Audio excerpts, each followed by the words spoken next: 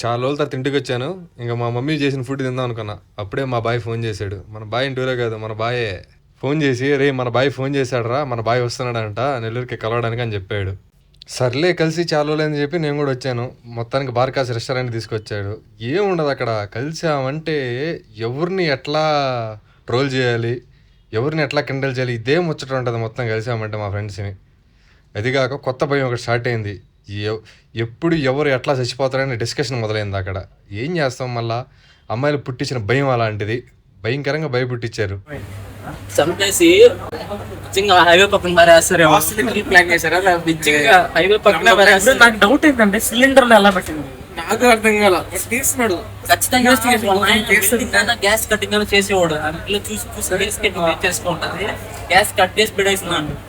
ఈ డిస్కషన్ అయిపోయే లోపల వాడు బిర్యానీ తీసి మా ముందు పెట్టాడు. ఇంకా బిర్యానీ చూడగానే ఇంకా యుద్ధం స్టార్ట్ చేసాము. ఒకరికొకరు సంబంధాలు అనమాట. యుద్ధమే. ఇంకా మేమైతే mixed mandi and juicy chicken mandi ఇచ్చాము. రెండూ బాగున్నాయి. ఇంకా స్టార్టర్స్ విషయానికి వస్తే మా బాయ్ చూసి 2 స్టార్టర్స్ ఇచ్చాడు. ఫిష్, ప్రాన్స్ ఇచ్చాడు. ఇంకా దాని గురించి రివ్యూ మా బాయ్ మాటలేనండి.